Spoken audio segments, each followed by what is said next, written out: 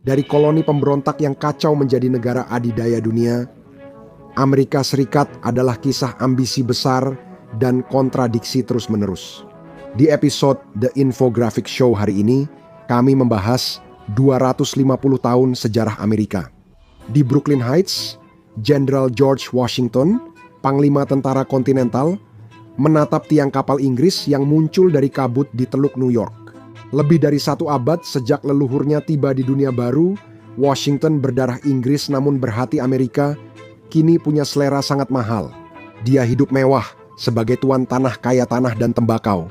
Namun seperti banyak bapak pendiri lain, kekayaannya disertai utang pada kreditur Inggris. Kehormatan dan kekayaan bangsawan kolonial bergantung pada London. Sistem kredit, aturan perdagangan ketat, serta pajak tinggi untuk membiayai perang Inggris. Pemberontakan adalah satu-satunya jalan. Jika gagal, tali gantungan menanti, tak ada jalan kembali. Ketika Inggris menawarkan pengampunan pada yang menyerah, Washington menjawab, yang tak bersalah tak butuh pengampunan. Di depannya berdiri pasukan ekspedisi terbesar yang pernah Inggris kirim ke luar negeri, lebih dari 32.000 tentara. Prajurit reguler Inggris berseragam merah, pasukan bantu Jerman, serta angkatan laut terbesar dunia. Semua mengarah pada 10.000 kolonialis yang hampir belum terlatih, 10 kapal perang, 20 fregat, dan sekitar 200 kapal pengangkut armada Jenderal William Howe memenuhi teluk. Seperti kota terapung pembawa malapetaka, Washington pasti mendengar dari tali dan dentuman drum di atas air, katanya pada pasukannya. Waktunya sudah dekat, yang mungkin menentukan apakah orang Amerika akan bebas atau menjadi budak. Kita harus bertekad menang atau mati. Namun, saat serangan dimulai, pasukan Inggris maju dengan efisiensi brutal. Bayonet Hessian dan tembakan Inggris menembus barisan Amerika yang kalah jumlah dan dikepung dari samping. Pasukan kontinental runtuh, Washington melihat anak buahnya gugur, lari, atau ditawan. Inggris bersama loyalis di New York menduduki kota tersebut selama 7 tahun. Mereka menawarkan kebebasan kepada orang-orang yang diperbudak yang bergabung dengan kerajaan. Mereka memenjarakan para pemberontak yang dicurigai dan merayakan kemenangan mereka. Sementara itu, Washington menyeret pasukannya yang babak belur ke hutan belantara dan mulai merencanakan kudeta yang tampaknya mustahil melawan sebuah kerajaan dengan pasukan yang setengah kelaparan dan penduduk yang terpecah belah. Sepertiga adalah loyalis, sepertiga pemberontak, dan sepertiga lagi bersikap netral. Bagi banyak orang, ini bukan hanya soal kehormatan dan kebebasan, tapi apakah kemerdekaan membuat hidup lebih baik atau buruk. Para loyalis takut akan kekacauan, hilangnya perdagangan dan kekuasaan massa. Para patriot melihat peluang ekonomi dengan otonomi politik. Kelompok netral, banyak yang miskin atau budak, hanya ingin menghindari jadi korban kedua pihak. 1 dekade sebelumnya, pemberontakan terasa mustahil, tapi pada 1776 semuanya berubah. Untuk memahaminya, Anda harus melihat Inggris tahun 1005, ratusan kerajaan yang terpecah, penuh sesak, tidak setara, dan banyak orang tanpa tujuan. Kerajaan lain yang melihat Spanyol membawa pulang kapal penuh harta dari dunia baru juga ingin mendapatkan kekayaan itu. Setelah tahun 1588 lautan akhirnya terbuka untuk ekspansi Inggris dan upaya pertama mereka, koloni Roanoke di tempat yang sekarang disebut Carolina Utara, begitu saja lenyap. Lebih dari 100 pemukim hilang tanpa jejak. Orang Eropa tidak benar-benar menemukan dunia baru. Mereka hanya memasuki benua yang sudah dihuni 10 juta penduduk asli Amerika. Jamestown muncul tahun 1607. Para pemukim berharap emas, tapi malah menemukan lumpur, penyakit, dan kelaparan dalam beberapa bulan. Setengah dari mereka meninggal, namun Jamestown bertahan bukan karena emas, melainkan karena daun. Kolonis tembakau John Rolfe menanamnya dan meraih keberuntungan. Kecanduan Eropa menyelamatkan koloni Virginia, namun biayanya sangat mahal. Puluhan ribu orang kulit putih miskin dikirim sebagai buruh kontrak di sana. Banyak dari mereka memaksa orang Afrika awalnya sebagai buruh kontrak lalu menjadi budak seumur hidup. Sebuah kisah yang akan segera kita bahas.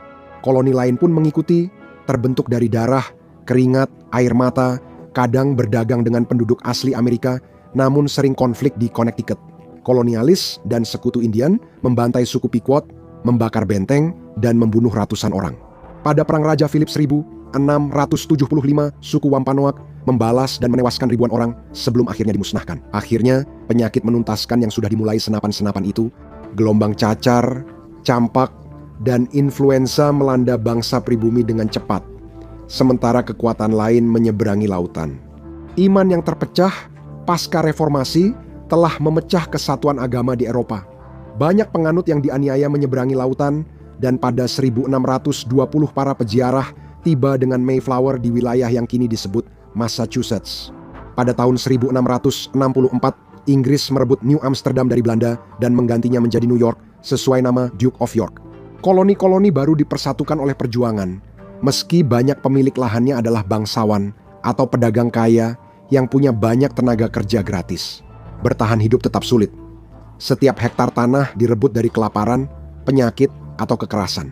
Para kolonialis bangga atas apa yang mereka bangun dan bersumpah akan mempertahankannya.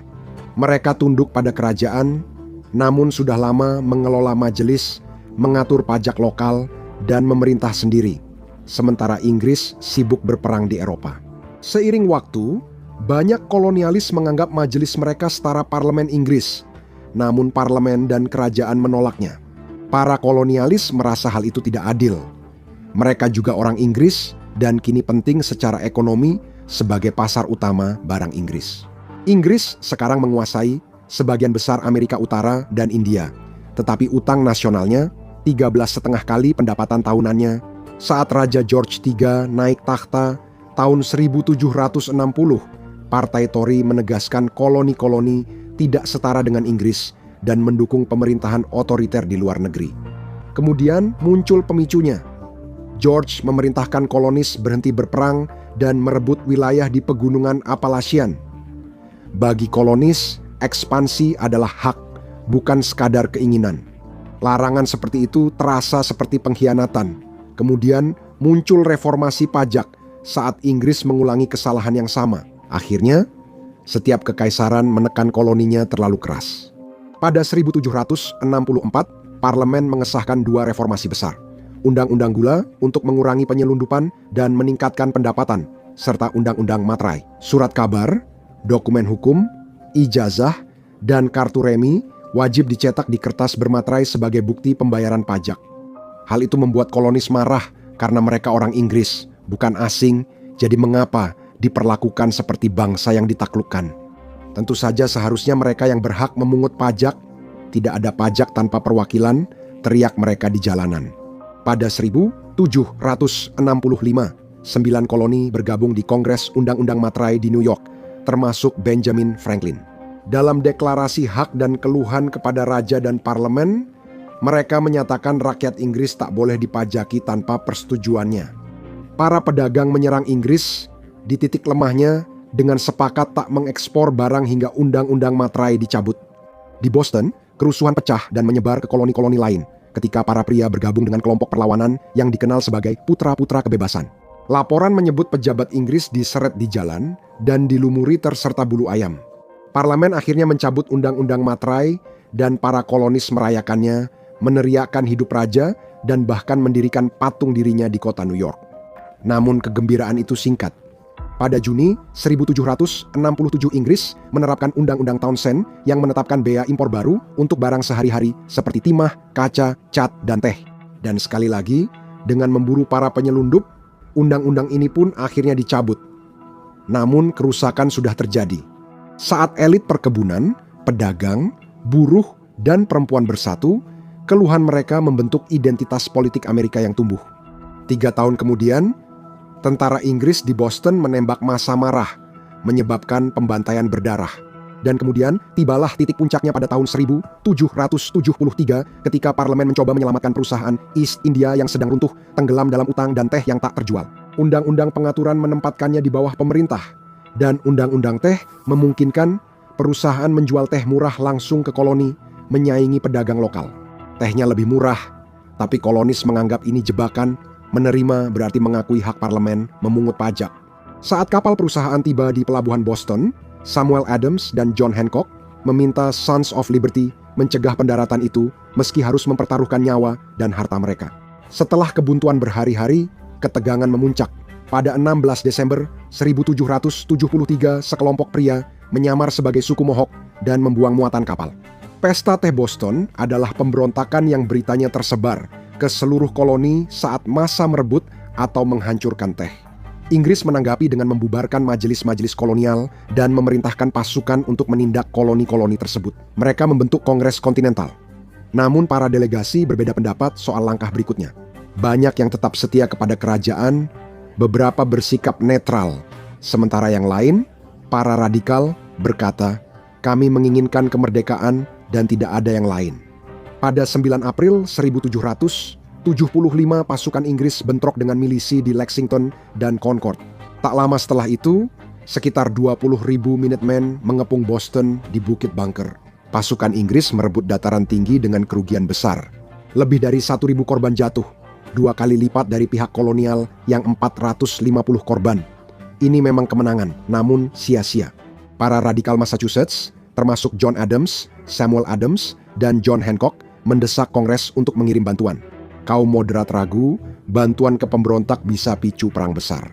Pada akhirnya, mereka tidak mengirim pasukan, tetapi mereka setuju untuk mengubah milisi Massachusetts menjadi tentara kontinental. George Washington, delegasi Virginia, diangkat sebagai komandan. Mereka mengeluarkan deklarasi tentang alasan perlunya mengangkat senjata untuk menjelaskan mengapa hal ini menjadi sebuah keharusan. Mereka menegaskan hanya menuntut keadilan, bukan kemerdekaan. Inggris yang kurang akomodatif merespons dengan proklamasi menekan pemberontakan. Sementara raja menegaskan bahwa kolonis jelas berupaya mendirikan kerajaan merdeka.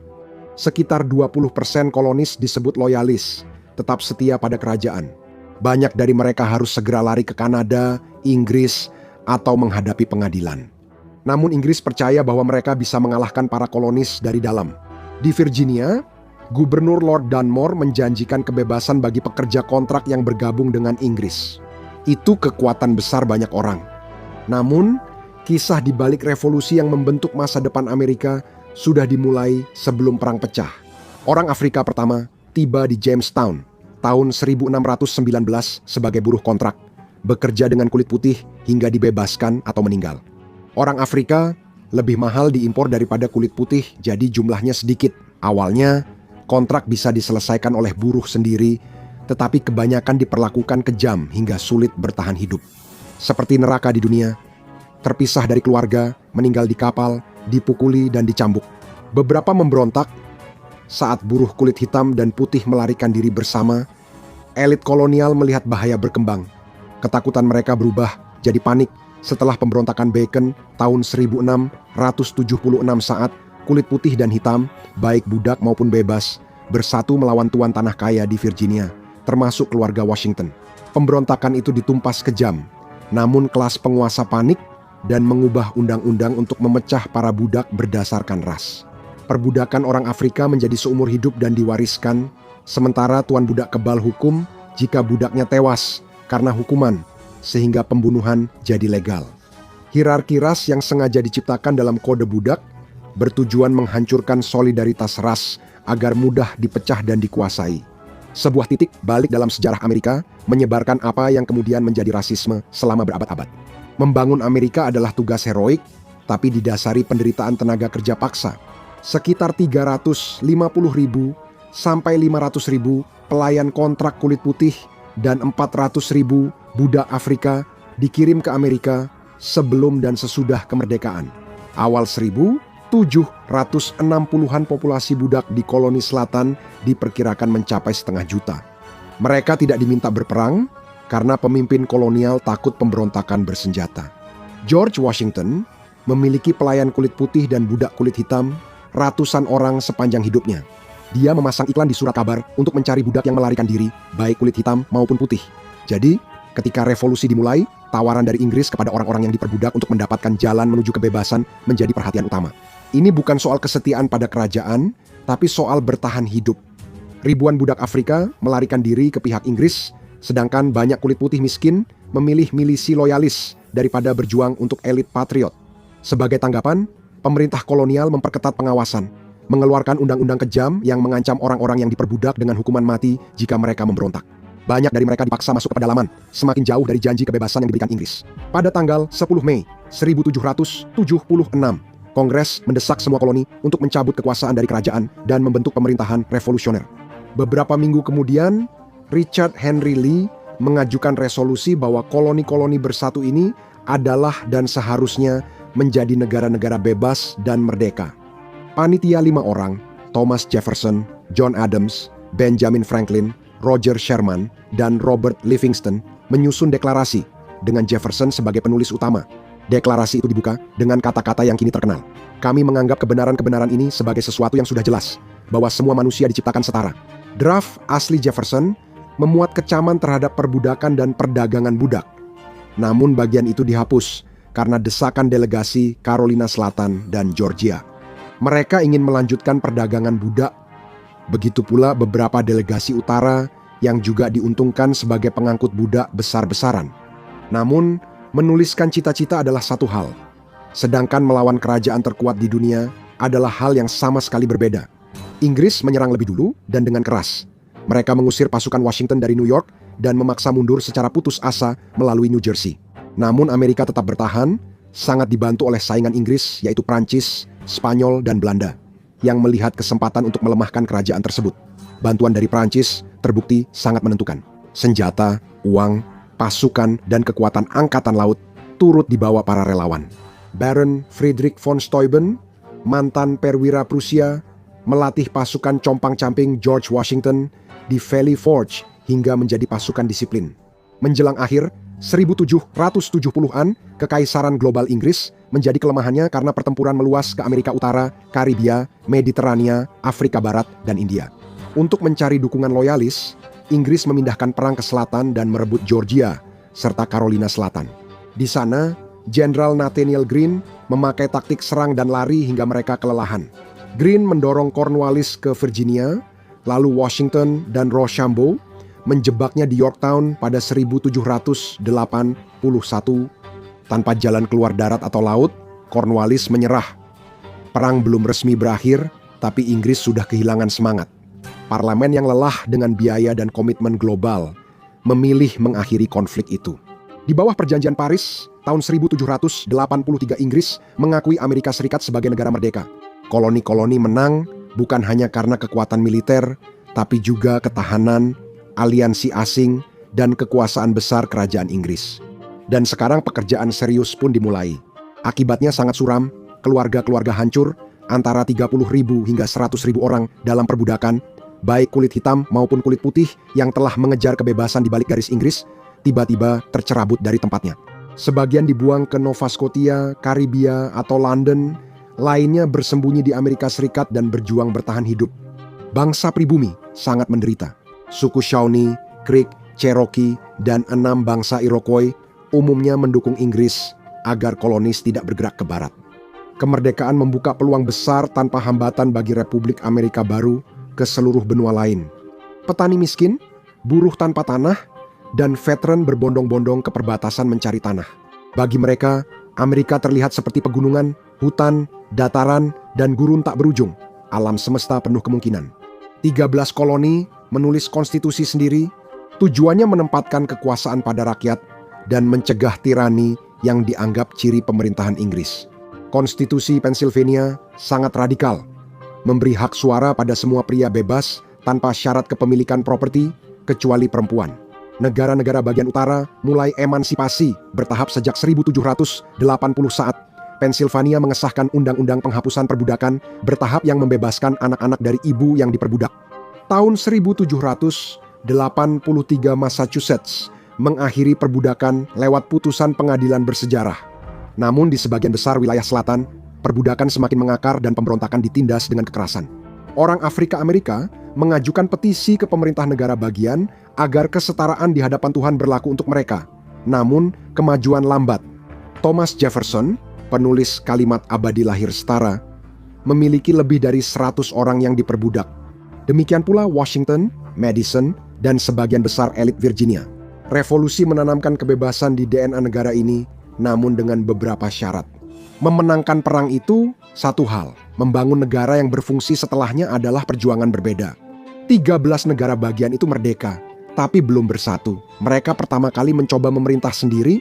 Artikel konfederasi menciptakan otoritas pusat yang terlalu lemah untuk memungut pajak, mengatur perdagangan, atau membentuk tentara. Setiap negara bagian seperti negara kecil, mencetak uang sendiri dan berselisih soal perbatasan. Krisis muncul pada 1786 saat petani berutang di Massachusetts memberontak lewat pemberontakan Shays akibat pajak dan penyitaan. Pemerintah federal tak mampu menghentikan mereka. Bagi pemimpin seperti George Washington dan Alexander Hamilton, ini membuktikan kebebasan tanpa ketertiban akan menghancurkan Republik Baru. Tahun 1787 delegasi bertemu di Philadelphia untuk memperbaiki anggaran konfederasi, namun justru membentuk Konstitusi Amerika Serikat. Konstitusi membentuk pemerintahan federal kuat dengan 3 cabang: eksekutif, legislatif, yudikatif, serta kongres bikameral untuk menyeimbangkan populasi dan kesetaraan negara bagian. Pemerintah federal kini bisa memungut pajak, membuat perjanjian, membentuk angkatan bersenjata, dan menegakkan hukum tertinggi negara. Konstitusi itu juga memasukkan perbudakan ke dalam hukum, menyebut orang-orang yang diperbudak sebagai orang yang ditahan untuk bekerja atau melayani. Hal ini dilakukan untuk meredakan ketakutan akan tirani. Bill of Rights segera menyusul, menjamin kebebasan berbicara, beragama, dan pers. Di negara yang lebih progresif dari tempat lain di bumi, inilah masa depan. Dirancang oleh James Madison yang terinspirasi pencerahan, filsafat, dan cita-cita liberal, dokumen ini meyakinkan warga bahwa kebebasan tak akan dihapus kekuasaan federal. Amerika Serikat Muda bertahan lewat ekonomi pertanian dan perdagangan Atlantik, tembakau, beras, gandum, bulu binatang, kayu, dan rum. Pemerintah federal terutama membiayai diri lewat tarif barang impor. Republik Baru memerlukan eksekutif tunggal yang tidak dipilih langsung oleh masyarakat, melainkan oleh Electoral College. Orang pertama yang terpilih sudah menjadi pahlawan nasional, George Washington. Pada tanggal 30 April 1789 di kota New York, mengenakan setelan coklat polos, dia mengucapkan sumpah jabatan. Beberapa orang menyarankan dia dipanggil Yang Mulia, tapi dia memilih Tuan Presiden. Kemiskinan di perbatasan memuncak saat masa kepresidenan Washington. Petani di wilayah barat negara itu memberontak dalam peristiwa pemberontakan whisky. Mereka sangat marah atas serangan berat yang menimpa produsen kecil yang mengubah sisa gandum menjadi whisky. Washington menunggang kuda ke barat bersama 13.000 milisi untuk menegaskan otoritas federal. Pemberontakan itu gagal, tapi membuktikan memerintah Republik Baru ini tidak mudah. Namun, negara ini jadi mercusuar eksperimen politik. Para pendiri berharap dapat menghindari partai politik, tetapi faksi-faksi langsung bermunculan. Kaum federalis pimpinan Alexander Hamilton mendukung pemerintahan pusat kuat, pertumbuhan komersial, bank nasional, dan hubungan dekat dengan Inggris. Mereka partai pedagang, kreditor, dan pemilik tanah. Penentang mereka adalah Demokrat Republikan yang dipimpin Thomas Jefferson dan James Madison. Mereka mengidealkan petani, buruh kota, dan takut pada kekuasaan terpusat. Perbedaan ideologi menjadi dasar konflik politik Amerika selama berabad-abad. Memang, dalam pidato perpisahannya, Washington memperingatkan bahwa partai-partai dapat membantu menjaga kebebasan dengan mengontrol kekuasaan, tetapi jika mereka menjadi terlalu partisan, mereka akan menyalakan api yang bisa membakar republik. Pada tahun 1789, revolusi Prancis meletus, memulai tahun-tahun penuh pertumpahan darah, kekacauan, dan perubahan yang mengguncang dunia. Partai Demokrat Republikan Jefferson mendukungnya sebagai langkah penting melawan monarki, sementara federalis mundur dengan ngeri. Tahun 1796, John Adams dari federalis menang tipis atas Jefferson dan menjadi presiden kedua menurut aturan asli. Jefferson jadi wakil presiden sebagai peringkat kedua. Dua musuh politik ini terpaksa memerintah bersama. Terkejut oleh pemenggalan kepala di Prancis, mereka mengesahkan Undang-Undang Alien dan Sedition yang menargetkan imigran dan membatasi kebebasan berbicara. Bukti awal pengabdian Amerika pada kebebasan ada batasnya. Pada 1800, Jefferson terpilih sebagai presiden. Tak heran, kedua partai sudah prediksi bencana. Kaum federalis memperingatkan terpilihnya Jefferson akan membuat Amerika seperti Paris yang berlumuran darah. Sekutu Jefferson memperingatkan bahwa Adams dan federalis akan mengembalikan monarki dan menghancurkan kebebasan. Pesan mereka ke publik jelas, lawan akan menghancurkan segalanya. Itu adalah histeria partisan, sebuah pola yang akan bertahan, selamanya. Prancis sekarang dipimpin oleh Napoleon.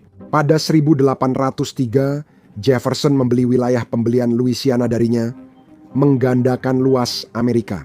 Tanah itu sebenarnya bukan milik Prancis dan merupakan rumah bagi puluhan bangsa pribumi yang tidak diajak berkonsultasi. Pemindahan mereka tidak terjadi sekaligus, tetapi pembelian tersebut membuka jalan bagi 1 abad pengusiran paksa. 5 suku beradab, Cherokee, Creek, Choctaw, Chickasaw, dan Seminole diusir pada 1830-an melalui Undang-Undang Pengusiran Orang Indian oleh Andrew Jackson. Sekitar 60.000 orang dipaksa ke barat dengan senjata, ribuan tewas di perjalanan. Suku Cherokee menyebut jalur itu sebagai jalan di mana mereka menangis. Sekarang kita menyebutnya pembersihan etnis. Orang asli Amerika melawan dan kadang membantai keluarga tak bersalah, namun kekerasan itu juga berbalik pada mereka. Tidak semua orang setuju dengan undang-undang pemindahan itu. Anggota Kongres Davy Crockett, penjelajah perbatasan yang terkenal, berseberangan dengan Presiden Jackson dan mengecam kebijakan itu sebagai jahat dan tidak adil. Suaranya membuatnya kehilangan kursi di Kongres. Perbudakan pada masa ini masih kuat. Beberapa bangsa asli juga memiliki budak Afrika dan mempraktikkan berbagai bentuk perbudakan jauh sebelum orang Eropa datang. Orang-orang asli juga diperbudak oleh orang Eropa dalam jumlah besar selama tahun 1600-an dan awal 1700-an, terutama di Carolina. Sementara itu, di utara, negara-negara bagian secara bertahap menghapuskan perbudakan. New Jersey adalah yang terakhir mengadopsi emansipasi bertahap. Artinya, puluhan tahun kerja paksa.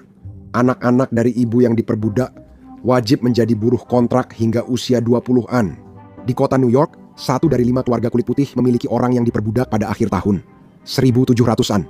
Antara tahun 1783 dan 1800, kurang dari 80 pemilik budak membebaskan siapapun secara sukarela. Bahkan hingga tahun 1830 masih ada 3.500 orang yang diperbudak di wilayah utara, jauh lebih banyak daripada yang disadari oleh kebanyakan orang Amerika saat ini. Tahun 1812 saat James Madison di Gedung Putih, Amerika Serikat didorong pendukung perang di Kongres, menyatakan perang pada Inggris dan menyerbu Kanada. Mereka ingin merebut wilayah dan memutus pengaruh Inggris di suku-suku asli. Namun usaha itu gagal. Tahun 1814 Inggris menyerang balik, merebut Washington, District of Columbia, lalu membakar gedung Capitol dan rumah presiden. Ibu negara Dolly Madison terkenal karena berhasil menyelamatkan lukisan Washington sebelum melarikan diri ke tempat yang aman. Kaum federalis mengecam apa yang mereka sebut sebagai Perang Tuan Madison. Ketidakpuasan di New England begitu besar hingga beberapa negara bagian membahas pemisahan diri. Namun Inggris yang sibuk melawan Napoleon segera menginginkan damai. Perjanjian Ghent 1814 mengembalikan perbatasan ke kondisi semula. Konflik berakhir damai, namun berita perjanjian itu baru tiba 2 minggu setelahnya. Jenderal Andrew Jackson menang gemilang di pertempuran New Orleans, menggagalkan serangan besar Inggris dan menjadi pahlawan nasional. Secara global, Amerika Serikat masih kalah besar dibanding Inggris. Kemakmuran mulai menyebar, banyak petani meraih keuntungan, dan di utara, pabrik serta penggilingan mengubah perekonomian. Kelas menengah baru muncul, membuat tenaga kerja kontrak melambat, namun pertumbuhan industri tetap ada harganya. Pabrik tekstil yang berkembang pesat di utara sangat bergantung pada kapas dari selatan, yang dipetik oleh budak di perkebunan-perkebunan luas. Rel kereta, kanal, dan kota makin menyebar, memperdalam ketimpangan. Revolusi pasar menciptakan bangsa baru yang kuat. Didorong penemuan dan ambisi, namun keberhasilannya masih bergantung pada eksploitasi. Orang-orang yang diperbudak mulai gelisah, hidup mereka sengsara, tubuh mereka dipandang sebagai barang yang bisa dibuang. Sementara itu, orang kulit putih miskin didorong untuk bekerja sebagai buruh anak-anak, bekerja di pabrik penggilingan dan pekerjaan pabrik yang berbahaya. Industri Amerika berkembang pesat disertai ledakan ekonomi, kehancuran, dan kekacauan.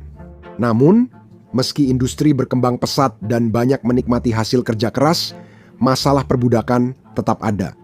Itu adalah kelemahan bangsa dan luka moral, tapi tetap menggerakkan ekonomi. Perkebunan di selatan memproduksi banyak kapas yang dikirim ke pelabuhan utara untuk dijual ke Inggris dan pabrik tekstil Amerika Serikat. Perbudakan bukan hanya institusi di selatan, tapi juga berperan besar pada ekonomi Amerika. Kontradiksi terbesar Amerika tak bisa lagi disembunyikan, bahkan di seberang lautan. Kerajaan Inggris telah bergerak ke arah yang berlawanan. Pada tahun 1807 parlemen melarang perdagangan budak, dan pada tahun 1833 mereka menghapuskan perbudakan di seluruh kerajaannya. Angkatan Laut Kerajaan menghabiskan puluhan tahun dan banyak uang memburu kapal budak ilegal. Namun, Amerika Serikat tetap bertahan meski kini penuh keraguan dan kritik. Mantan budak Frederick Douglass menjadi suara kuat melawan perbudakan, menggambarkan teror, kengerian, penghinaan, dan rasa sakit yang dialami. Sebagai pelarian muda, ia belajar membaca dari anak-anak miskin kulit putih yang berbagi koran, pendidikan yang mengubah sejarah Amerika. Tulisan-tulisannya mengejutkan masyarakat, tapi tidak semua abolisionis damai. Beberapa, seperti John Brown, memilih kekerasan. Penyerbuan John Brown tahun 1859 di Harper's Ferry untuk memicu pemberontakan budak gagal. Brown ditangkap, dieksekusi, dan menjadi martir gerakan anti perbudakan di Amerika. Kongres pun bisa penuh kekerasan. Senator Charles Sumner hampir dipukuli sampai mati di lantai Senat setelah mengecam wilayah selatan yang mendukung perbudakan. Dia menjadi simbol perlawanan dan perpecahan politik makin tajam. Partai Demokrat yang didominasi Tuan Tanah Selatan dan Sekutu Utara mendukung perluasan perbudakan ke barat. Partai Republik yang baru menghimpun abolisionis, reformis, dan penentang kekuasaan selatan. Saat mencalonkan diri sebagai presiden pada 1860, Abraham Lincoln menilai perbudakan tidak bermoral, namun menyadari risiko perubahan drastis. Negara terpecah tanpa bisa diperbaiki. Setelah Lincoln terpilih, pemimpin selatan menganggap ini akhir kekuasaan mereka. Negara bagian selatan memisahkan diri dan membentuk negara Konfederasi Amerika. Konfederasi membentuk tentara, namun membebaskan orang kaya, pemilik lebih dari 20 budak guru, politisi, pendeta, pegawai, dan pria di bidang penting. Orang kulit putih miskin di selatan sering direkrut massal, kadang jadi pengganti berbayar untuk orang kaya yang tak bisa lari. 20-25% rumah tangga di selatan punya minimal satu budak, sedangkan orang miskin tidak punya budak. Banyak yang menyebutnya perang orang kaya, tapi pertarungan orang miskin. Orang-orang yang diperbudak tidak direkrut, tapi banyak dipaksa mendukung perang konfederasi, membangun benteng, mengangkut persediaan, dan mengurus tanaman. Ribuan orang melarikan diri untuk bergabung atau membantu tentara persatuan. Seperti semua perang, propaganda memotivasi orang berperang. Orang selatan memerintah utara, dan daerah kumuh berkembang bersama industri, membuat orang kulit putih miskin hidup sengsara. Namun, bagi Jenderal Persatuan Ulysses S. Grant dan William Tecumseh Sherman, perang ini bukan hanya soal membebaskan budak. Mereka pikir bisa mengajak orang kulit putih miskin di selatan bergabung. Wilayah selatan dihuni sekitar 60% individu terkaya di Amerika Serikat, namun ketimpangannya sangat besar. Grant berjanji membebaskan jutaan kelas kulit putih miskin sekaligus orang kulit hitam. Perang itu adalah konflik paling mematikan di Amerika, terjadi pada 1861 sampai 1865. Persatuan mengalahkan perlawanan terakhir konfederasi, dan pada 9 April 1865 pasukan selatan yang kelelahan dan terkepung menyerah di gedung pengadilan Appomattox, Virginia.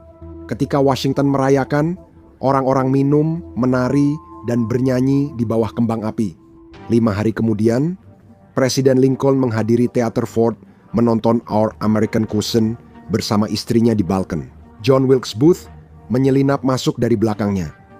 Wilkes Booth menembakkan satu peluru ke belakang kepala Lincoln sebelum melompat ke panggung dan berteriak "Sic semper tyrannis", yang berarti begitulah nasib para tiran. Booth, simpatisan konfederasi fanatik, menganggap Lincoln tiran yang menghancurkan kebebasan selatan dan menguatkan orang kulit hitam Amerika. Dia menangguhkan habeas corpus. Booth menyebut tindakan perang itu bukti kediktatoran. Baginya, pembunuhan itu penebusan patriotik yang akan memperbaiki segalanya. Namun, pelurunya malah membawa bangsa ke kekacauan. Booth mengira tindakannya akan didukung, tapi hanya sedikit yang setuju. Lincoln, yang telah merencanakan rekonstruksi yang relatif lunak untuk menyatukan kembali utara dan selatan, telah meninggal, dan bersamanya mungkin harapan terbaik untuk pemulihan yang damai juga ikut hilang. Di waktu yang sama saat Booth menembak, Lewis Powell, rekan konspiratornya, menerobos rumah Menteri Luar Negeri William H. Seward dan menikamnya berkali-kali. Seward selamat, Powell tidak, lalu disiksa dan digantung dengan konspirator lain. Booth ditemukan dan tewas dalam baku tembak. Sejak awal, orang-orang Amerika sudah berbisik-bisik tentang teori konspirasi mengenai siapa sebenarnya dalang di balik pembunuhan Lincoln, sebuah kebiasaan yang akan terus dipegang bangsa ini selama bertahun-tahun ke depan. Amerika terkejut, berdarah, terpecah, dan diambang kekerasan lebih besar. Namun, bahkan di tengah kegilaan itu, Amerika tetap menjadi bangsa dengan energi yang tak pernah diam, penuh kemajuan dan industri, melaju menuju era modern. Saat rekonstruksi dimulai, kebencian muncul. Elit selatan mulai menebar permusuhan rasial. Dalam logika terpelintir ini, orang kulit hitam yang dibebaskan dianggap masih bisa diselamatkan, sedangkan orang kulit putih miskin dipandang sebagai beban berbahaya. Meski Amerika penuh kekerasan dan ketidaksetaraan, negara ini menawarkan mobilitas sosial lebih besar dibanding banyak masyarakat Eropa lama yang berstrata dan ada ledakan besar di depan mata. Undang-undang Homestead Lincoln menawarkan tanah di barat secara gratis kepada para pemukim yang mau mengolahnya. Sementara pabrik-pabrik akan mendorong Amerika Serikat memasuki era pertumbuhan, ratusan ribu orang memanfaatkan undang-undang Homestead untuk mengklaim tanah. Imigran datang, penduduk asli Amerika dipaksa ke reservasi, bison dibantai, komunitas hancur akibat pembangunan rel kereta api dan peternakan, serta jutaan hektar tanah adat disita. Wakil Presiden Andrew Johnson, pria selatan dari Tennessee yang setia pada persatuan, menjadi presiden. Dia menolak kaum elit perkebunan, namun juga menentang kesetaraan hak bagi kulit hitam Amerika yang baru bebas. Di bawah rekonstruksi presiden yang lunak, mantan pemimpin konfederasi diampuni dan segera kembali berkuasa. Legislatif Selatan mengesahkan Black Codes, yaitu undang-undang yang dirancang untuk mengendalikan hampir setiap aspek kehidupan orang kulit hitam dan memaksa orang-orang yang baru dibebaskan ke dalam kondisi yang nyaris tidak berbeda dari perbudakan. Kode ini membatasi tempat tinggal dan kerja orang kulit hitam Amerika, menerapkan jam malam, hukum gelandangan, serta mengizinkan penangkapan orang kulit hitam menganggur untuk disewakan tenaganya. Jika orang kulit putih miskin marah soal persaingan kerja, orang kulit hitam Amerika menghadapi hal lebih parah. Lahirnya sistem Jim Crow. Dengan segregasi, pencabutan hak suara, dan teror, negara bagian selatan menciptakan sistem kasta radikal hingga 1965. Lynching menjadi alat teror. Di kota yang salah tanpa izin, orang kulit hitam bisa dipukuli, dipenjara, atau dibunuh. Komunitas pun hidup di bawah ancaman terus-menerus. Kebebasan sudah diakui secara tertulis, tapi realitanya belum tercapai. Namun, Kongres yang dipimpin oleh Partai Republik Radikal memberontak terhadap apa yang mereka anggap sebagai sikap lunak Presiden Johnson terhadap pihak konfederasi. Kongres membatalkan veto, mengesahkan Undang-Undang Hak Sipil 1866 serta menyetujui amandemen ke-14 yang memberi kewarganegaraan dan perlindungan setara bagi semua yang lahir di Amerika Serikat. Johnson menolak menegakkan undang-undang itu dan pada 1868 menjadi presiden pertama yang dimakzulkan. Meski Johnson mewarisi negara tanpa perbudakan, tindakannya justru menunda kebebasan sejati jutaan orang yang baru dibebaskan. Supremasi kulit putih meluas di selatan seperti api liar. Sementara itu, orang kulit putih diberitahu oleh para elit selatan bahwa mereka lebih unggul hanya karena warna kulit mereka. Hal itu memberi orang kulit putih yang miskin ilusi status, sementara mereka tetap hampir sama miskinnya seperti sebelumnya. Hal itu membuat kedua ras tidak bersatu memperjuangkan upah lebih baik. Frederick Douglass menegaskan, mereka dipecah untuk ditaklukkan. Ratusan ribu kulit hitam Amerika yang baru bebas segera bekerja di pabrik, galangan kapal, tambang, dan rel kereta api. Tahun 1870 populasi kulit hitam sekitar 4 juta lebih dari 1/10 negara. James Garfield yang tumbuh miskin mendukung hak sipil saat menjadi presiden pada 1881 meski masa jabatannya singkat. Seperti Abraham Lincoln, ia juga dibunuh, kali ini oleh pembunuh dengan delusi kebesaran. Itu adalah masa-masa penuh kekerasan, tetapi Amerika Serikat sedang memasuki masa pertumbuhan industri yang luar biasa. Negara itu mulai menepati janjinya. Mercusuar cita-cita liberal, dilambangkan patung Liberty hadiah Prancis. Setelah perbudakan berakhir, zaman keemasan berlangsung, para industrialis meraup kekayaan besar, mirip di Eropa. Amerika punya daerah kumuh, tapi banyak warganya tetap yakin bisa naik kelas sosial dan memang bisa.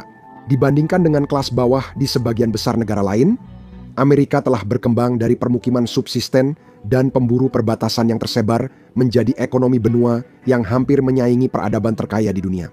Pada awal abad ke-20, Amerika menjadi kekuatan besar. Para pria mengumpulkan kekayaan besar. John D. Rockefeller di bidang minyak, Andrew Carnegie di bidang baja, Cornelius Vanderbilt di bidang pelayaran dan kereta api, serta John Pierpont Morgan di bidang keuangan. Kekayaan itu memunculkan pemikiran bebas dan perbedaan pendapat saat individu bisa mengubah dunia lewat usaha dan inovasi. Filsafat itu mendefinisikan semangat kreativitas Amerika. Ini adalah dunia di mana segala sesuatu mungkin terjadi, di mana gedung-gedung akan segera menjulang ke langit. Banyak orang Amerika percaya bahwa negara mereka adalah masa depan umat manusia, sebuah takdir yang nyata, hak ilahi Amerika untuk berkembang. Para pemimpin Amerika Serikat kerap menyangkal membangun imperium, Namun itu tidak sepenuhnya benar. Masyarakat adat sudah lebih dulu diusir dari tanah mereka. Meksiko terpaksa menandatangani perjanjian Guadalupe Hidalgo dan menyerahkan setengah wilayahnya. California Modern, Nevada, Utah, Arizona, New Mexico, sebagian Colorado dan Wyoming. Ratusan ribu orang menuju barat saat demam emas memenuhi kota baru dengan rumah kos, bar, rumah bordil, dan kamp darurat, sehingga kejahatan meningkat. Sheriff dan Marshal berjuang keras untuk menegakkan ketertiban di wilayah yang dengan cepat berubah menjadi Wild West. Sekitar 200.000 migran Tionghoa datang, kebanyakan ke barat untuk menambang, membangun rel, atau membuka usaha kecil. Itu adalah manifest destiny yang penuh kekerasan dan korupsi, namun selalu dikemas dengan bahasa kebebasan, peluang, dan persatuan nasional. Wilayah barat adalah inti mitologi Amerika.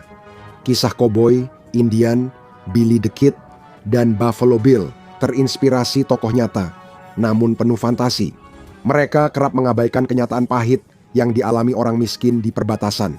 Inilah awal munculnya pahlawan penjahat Amerika, karakter yang masih dikagumi hingga kini.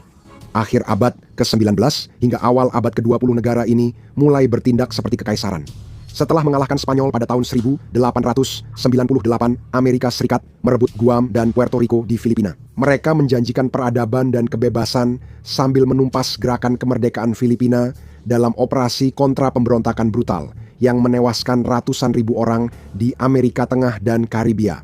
Amerika Serikat mengutip doktrin Monroe bahwa wilayah Amerika berada di bawah perlindungan dan pengaruh Amerika Serikat. Amerika Serikat mengirim marinir ke Nicaragua, Haiti, dan Republik Dominika, serta mendukung diktator yang menguntungkan perusahaan Amerika. Seperti biasa, kenyataannya lebih rumit. Smedley Butler, seorang mayor jenderal yang menjadi tentara paling banyak menerima penghargaan di Amerika Serikat, membuka tabir dan memulai apa yang kemudian menjadi puluhan tahun skeptisisme terhadap kebijakan luar negeri.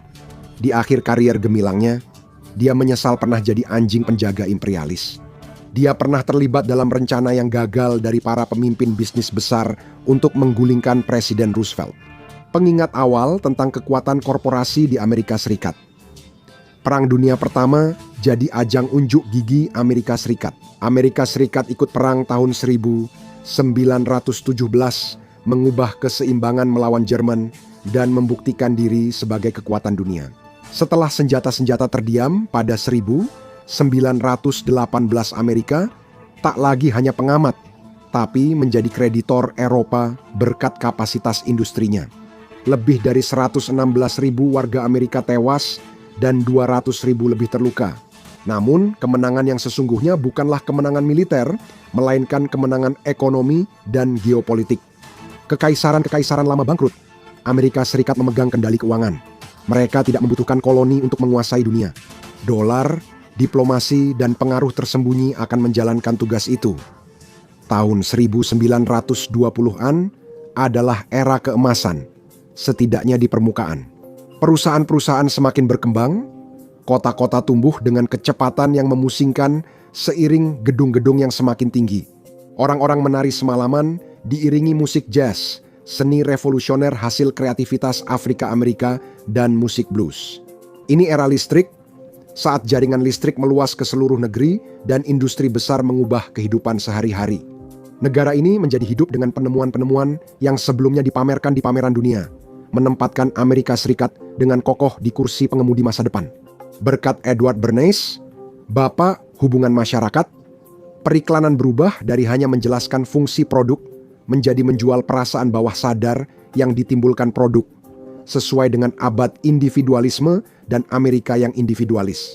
Kelas menengah berkembang dan menerima budaya baru, namun jutaan pekerja masih terjebak kemiskinan. Memicu aktivisme buruh dan meningkatnya minat terhadap ide-ide sosialis dan komunis. Ide-ide inilah yang segera akan menggemparkan dunia ketika bertabrakan langsung dengan fasisme. Lalu datanglah kejatuhan itu. Spekulasi yang didorong kredit mudah, pinjaman margin, dan bank kurang diatur menyebabkan kehancuran besar tahun 1929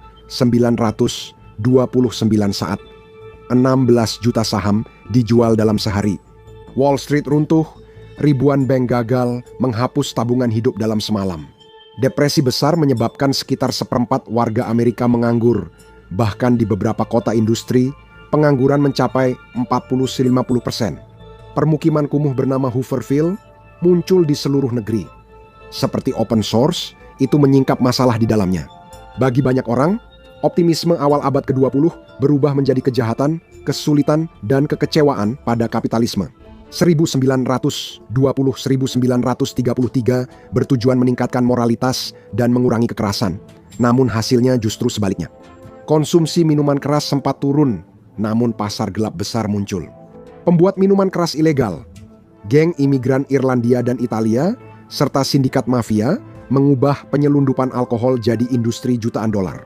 Narkotika juga menyebar di komunitas miskin.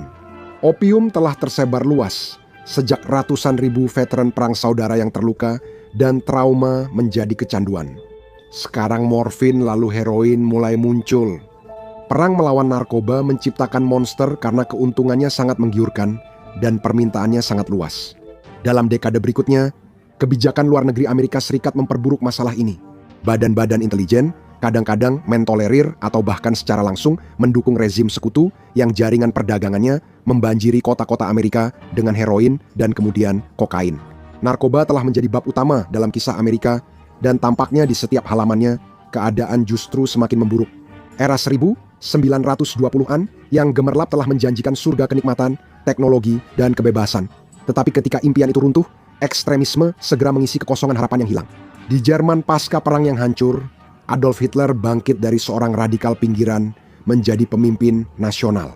Dia menyalahkan penghinaan Jerman pada keuangan internasional, menargetkan Yahudi, dan berjanji kebangkitan lewat kemurnian ras dan pemerintahan otoriter. Hubungannya dengan Amerika Serikat rumit.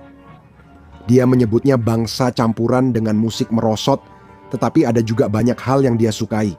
Dia memuji Henry Ford di Mein Kampf karena tulisan-tulisannya yang antisemit. Ford, yang banyak berbisnis dengan Nazi, menerima medali dari rezim Nazi pada tahun 1938. Hitler juga terinspirasi oleh eugenika Amerika pada akhir abad ke-19 dan awal abad ke-20. Ilmuwan terkemuka Amerika Serikat dan politisi progresif mendorong sterilisasi bagi mereka yang dianggap lemah mental, cacat, kriminal, suka berzina, dan parasit.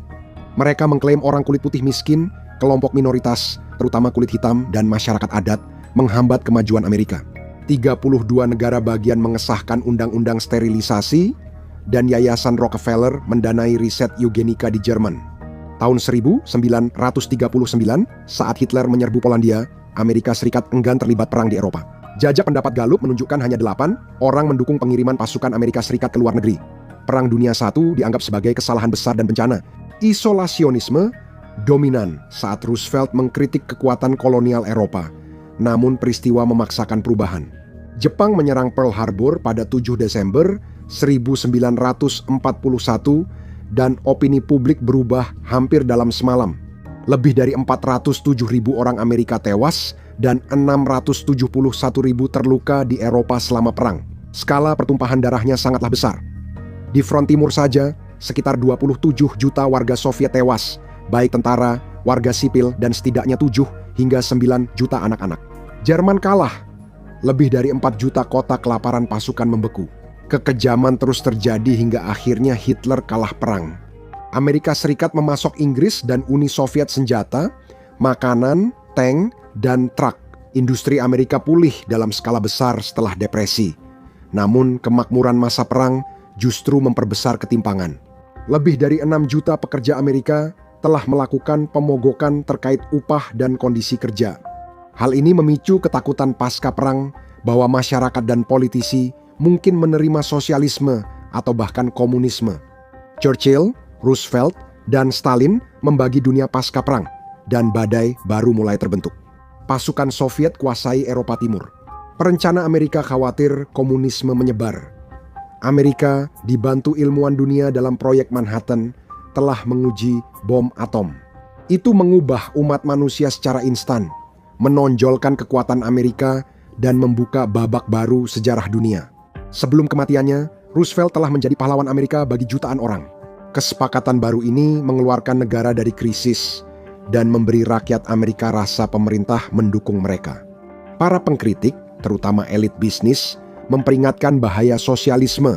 Masa itu sangat eksplosif secara politik dengan populis sayap kiri menilai Roosevelt belum bertindak cukup jauh. Tokoh rakyat seperti Henry Wallace dan Huey Long mendorong gagasan lebih radikal, seperti layanan kesehatan universal, program sosial kuat, dan redistribusi kekayaan besar-besaran. Wallace disingkirkan dalam apa yang disebut beberapa orang sebagai kudeta tanpa darah, sedangkan Long dibunuh. Satu hal yang bisa dikatakan tentang Amerika Serikat adalah negara itu tidak pernah membosankan dan akan segera menjadi gila. Roosevelt yakin dunia pasca perang dapat dibangun lewat kerja sama negara besar, termasuk Uni Soviet di bawah Stalin. Churchill, bagaimanapun, keluar dari perang dengan jauh lebih curiga. Inggris telah mengorbankan segalanya dalam pertempuran. Hitler dan Churchill khawatir tentara merah yang menduduki Eropa Timur akan mendominasi benua itu. Baik dia maupun para perencana Amerika sudah memikirkan bagaimana cara menghancurkan Rusia dengan nuklir, ya, begitu senjata itu dibuat. Saat menjadi presiden, Truman lebih setuju dengan pandangan Churchill. Dia terang-terangan anti-komunis dan yakin rezim brutal. Stalin akan memperluas pengaruhnya kemana saja. Laporan intelijen segera memperdalam ketakutannya. Tahun 1949 analis Amerika Serikat menemukan kontaminasi radioaktif di Samudra Pasifik. Truman mengumumkan penyebabnya.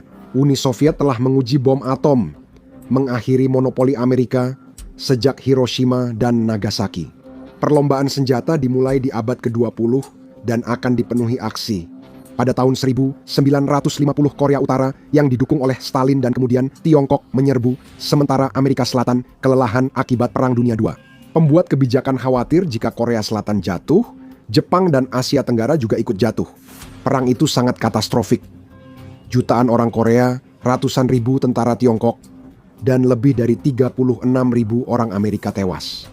Perang itu berakhir dengan gencatan senjata 1953 yang masih berlaku. Truman menyebutnya sebagai aksi polisi, semacam eufemisme yang akan digunakan pemerintahan-pemerintahan berikutnya untuk melakukan perang terbatas tanpa secara resmi menyatakannya. Uni Soviet pun melakukan hal serupa. Namun di dalam negeri, Amerika Serikat sedang mengalami era kemakmuran dan dominasi budaya, jauh dari mimpi buruk Korea.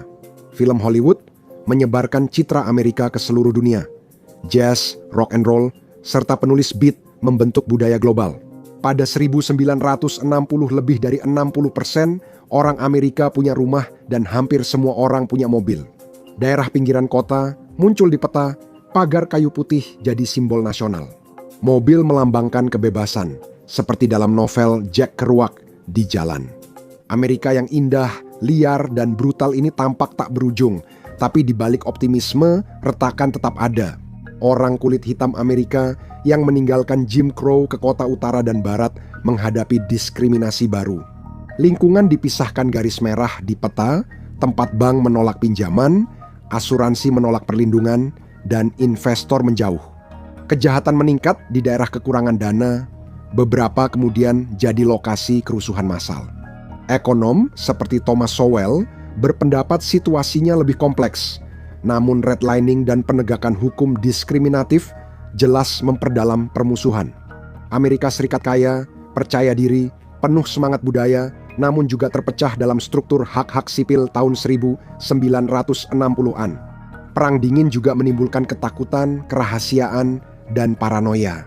Central Intelligence Agency didirikan 1947 dan menggulingkan pemerintah Iran serta Guatemala demi kepentingan ekonomi Amerika dan melawan Uni Soviet. Didampingi gerakan kemerdekaan kiri dan demokratis. Beberapa orang menyebutnya kemunafikan mencengangkan. Di dalam negeri, histeria anti-komunis sudah ada sejak perang, politisi dicap komunis bahkan homoseksual. FBI dan CIA mengumpulkan berkas rahasia ribuan warga negara. Jurnalis mengungkap aktivitas CIA meski badan itu mencoba menutupinya, sehingga skeptisisme meningkat. Presiden Dwight D. Eisenhower, seorang jenderal bintang 5, dalam pidato perpisahan 17 Januari 1961 memperingatkan tentang bahaya kompleks militer industri terhadap demokrasi. 3 hari kemudian, John F. Kennedy mulai menjabat. Kennedy dibunuh di Dallas pada 22 November 1963. Hari itu disebut sebagai saat Amerika kehilangan kepolosan, lalu terjerumus ke era keraguan dan teori konspirasi. Pengacara, jurnalis, dan mantan intelijen bertahun-tahun berdebat bahwa musuh Kennedy baik asing maupun domestik, mungkin terlibat dalam kematiannya. Komite Khusus Dewan Perwakilan Rakyat untuk Pembunuhan menyatakan beberapa tahun kemudian bahwa John Fitzgerald Kennedy kemungkinan besar dibunuh akibat konspirasi. Bangsa ini merasa dihantui, mimpi buruknya makin parah. Ketika Malcolm X 1965, Martin Luther King Jr. 1968, dan Robert F. Kennedy 1968 dibunuh, muncul teori bahwa kekerasan itu bukan kebetulan, melainkan simetris. Rasanya seperti pesta berakhir, namun akhir 1960-an juga jadi ledakan harapan dan kecemerlangan budaya. Psikedelik memengaruhi budaya anak muda. Gerakan hippie mendukung rambut panjang, cinta bebas, dan menolak otoritas. Hippie Harvard Timothy Leary mendorong orang-orang untuk menyalakan, menyesuaikan diri, dan keluar dari sistem. Era 50-an benar-benar telah berlalu. Hak-hak sipil meraih kemajuan bersejarah, dan hak-hak perempuan juga berkembang. Woodstock 1969 melambangkan keindahan era itu, sementara Altamont di tahun yang sama menandai keruntuhannya. Seorang pemuda ditikam Hells Angels setelah Rolling Stones membawakan Sympathy for the Devil. Seperti kata penulis Hunter S. Thompson, gelombang itu sudah pecah dan surut. Sementara itu, Perang Vietnam menghancurkan negara ini. Orang Amerika diberitahu, perang perlu untuk hentikan komunisme, tapi foto dan film pembantaian napalm serta desa terbakar menunjukkan kisah berbeda. Protes pun meningkat. J. Edgar Hoover dari FBI menargetkan pemimpin hak-hak sipil, aktivis anti-perang, dan warga dengan penyadapan, fitnah, serta pengawasan ilegal. Ku Klux Klan meneror keluarga kulit hitam di selatan, sedangkan militan kiri radikal mengebom gedung pemerintah. Dan seolah-olah keadaan belum cukup buruk, para jurnalis membongkar rahasia CIA. Yang paling mengejutkan adalah MKUltra, program pengendalian pikiran CIA yang berlangsung lebih dari 30 tahun. Ribuan orang Amerika di penjara dan rumah sakit telah diuji pikirannya. Diberi lysergic acid diethylamide untuk menguji apakah bisa memperoleh informasi atau menciptakan pembunuh. Kandidat Manchuria, pemerintah Amerika Serikat tampak seperti fiksi ilmiah, dan pada 1975 Vietnam bersatu di bawah komunis. 2 hingga 3 juta orang Asia tewas dan sekitar 58.000 orang Amerika yang tidak pulang ke rumah. Semua untuk perang yang berakhir dengan kegagalan total. Setelah skandal Watergate, Presiden Nixon mundur dan Presiden Gerald Ford berkata, "Mimpi buruk nasional kita telah berakhir." Tahun 1970-an terasa kacau dalam berbagai hal lainnya. Inflasi melonjak hingga 2 digit, upah kelas pekerja stagnan, kejahatan meningkat. Kota-kota seperti New York nyaris bangkrut dan tampak seperti anarki yang penuh kekerasan. Banyak orang Amerika kini cenderung konservatif dan menginginkan ketertiban. Hollywood menggambarkan suasana itu lewat pahlawan polisi seperti Dirty Harry, Clint Eastwood, atau warga biasa yang menegakkan hukum sendiri. Deindustrialisasi melanda seluruh negeri. Tenaga kerja manufaktur Detroit menurun dari 338.000 menjadi 153.000 dalam 3 dekade. Seluruh wilayah sabuk karat merasakan guncangannya. Globalisasi, otomatisasi, dan persaingan asing mempercepat penurunan tersebut. Pada tahun 80-an, Amerika butuh cerita baru dan presiden baru menawarkannya. Tahun 1981, Ronald Reagan menjanjikan optimisme, pajak lebih rendah, deregulasi, dan kebangkitan nasional. Reaganomics memangkas pajak untuk kalangan atas dan mengurangi regulasi di sektor keuangan serta industri. Pendukungnya memuji dia karena mengakhiri krisis inflasi, memulihkan kepercayaan Amerika, dan menekan Uni Soviet hingga runtuh. Ekonomi melonjak, jutaan pekerjaan tercipta, dan kepemilikan rumah naik. Namun para kritikus menyoroti biayanya. Utang nasional meningkat 3 kali lipat, serikat pekerja dilemahkan, tunawisma meningkat, dan kesenjangan semakin melebar. Kaum kaya dan kelas menengah diuntungkan, sedangkan pekerja kerah biru masih berjuang. Akhir 1980-an, 1/5 rumah tangga teratas pendapatannya naik, sedangkan separuh terbawah stagnan atau turun. Dekade ini juga dibentuk 2 krisis besar. Acquired Immunodeficiency Syndrome melanda kota besar saat musik disco dan kokain menghidupkan malam. Lebih dari 20.000 orang Amerika meninggal sebelum pemerintah bertindak. Lalu datanglah skandal Iran Contra. Pejabat tinggi Amerika Serikat diam-diam menjual senjata ke Iran dan menggunakan hasilnya untuk mendanai pemberontak kontra di Nicaragua. Jurnalisme investigasi mengungkap CIA setidaknya menutup mata atas perdagangan kokain oleh kontra yang memicu epidemi crack di daerah kumuh kulit hitam. Filsafat neoliberalisme menjanjikan kekayaan menetes ke bawah, namun kritikus menilai hal itu tidak cukup. Perang Dingin selesai tahun 1990 saat Uni Soviet runtuh. Orang Amerika pun lega. Setelah bertahun-tahun takut kehancuran, Rusia runtuh dan para orang kaya korup membawa lari uang negara. Ketua Tiongkok Deng Xiaoping mengubah negaranya jadi keajaiban ekonomi berkat konsumerisme Amerika Serikat. Amerika terlihat tak terkalahkan sebagai satu-satunya negara adidaya. Namun, akankah era unipolar ini abadi? Saat Irak menginvasi Kuwait, tahun 1990 Kongres memberi Presiden George Herbert Walker Bush wewenang intervensi. Ini jadi presiden bagi perang melawan teror, konflik 2 dekade yang menelan biaya setidaknya 8 triliun dolar dan memulai era pengawasan massal. Bagi banyak orang, 1990-an dianggap lebih cerah dengan musik elektronik, grunge, dan rap menggantikan pop manis era 80-an. Perusahaan teknologi seperti Microsoft, Apple, dan kemudian Google mengubah kehidupan sehari-hari. Internet mengubah manusia seperti mesin cetak, tapi di balik itu, retakan makin melebar. Kokain crack merusak lingkungan kulit hitam, sedangkan meth dan heroin mengguncang komunitas kulit putih miskin.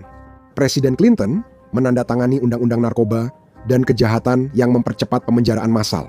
Kebijakan perdagangan bebas seperti North American Free Trade Agreement diharapkan menciptakan lapangan kerja stabil di Meksiko.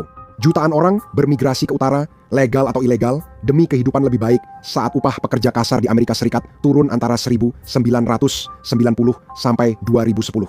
Persentase penduduk Amerika Serikat kelahiran luar negeri naik dari 7% ke 13%, sementara imigran tanpa dokumen bertambah dari 3,5 juta jadi lebih dari 11 juta. Jumlah itu akan meningkat lebih tinggi 1 dekade lagi. Dekade itu berakhir dengan ledakan dan kehancuran .com, lalu semuanya berubah lagi, dan kejutan yang datang setelahnya akan menulis ulang seluruh abad ke-21. Teroris Al-Qaeda menabrakkan pesawat ke Menara Kembar.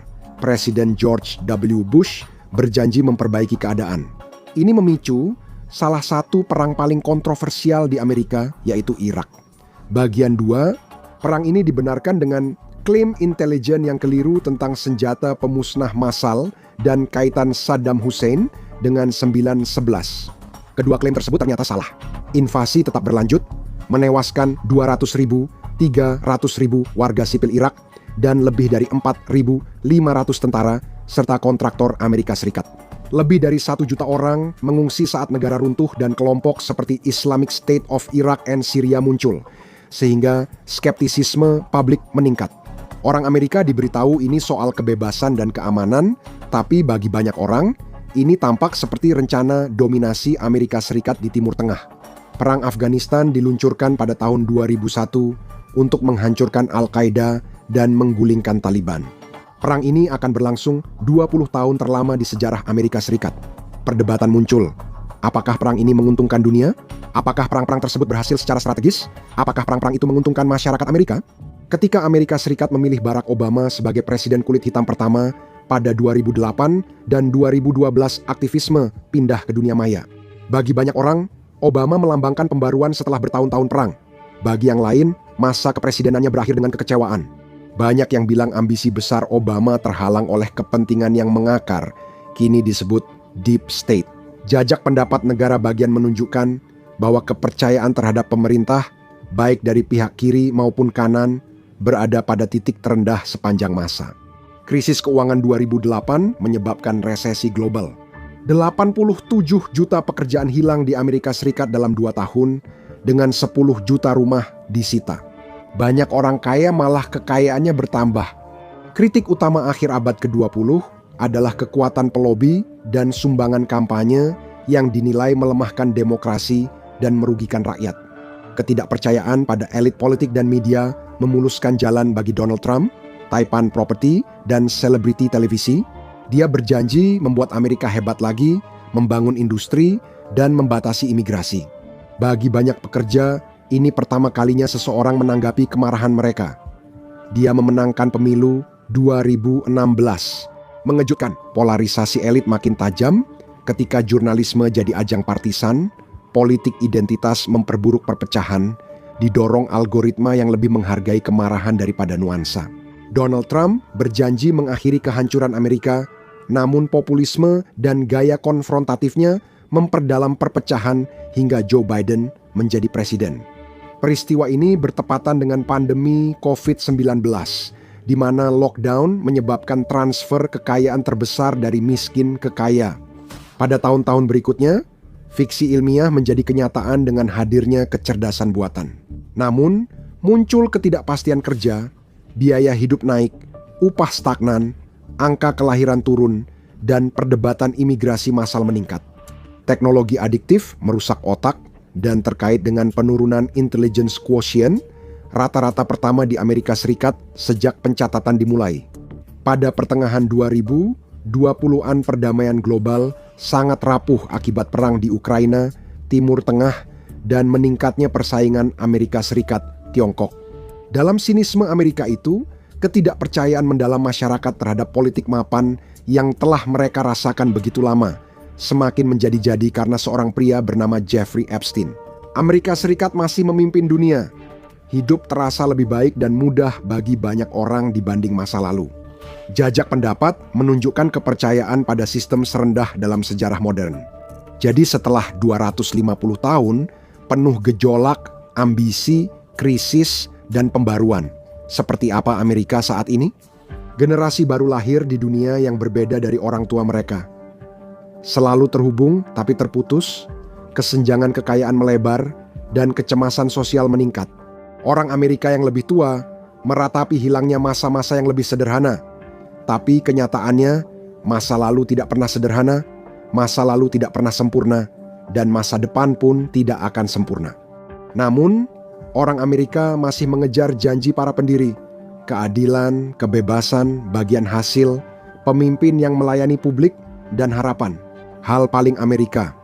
Tonton United States of America Today jika Selatan menang dalam perang saudara untuk lihat Amerika alternatif atau klik video ini.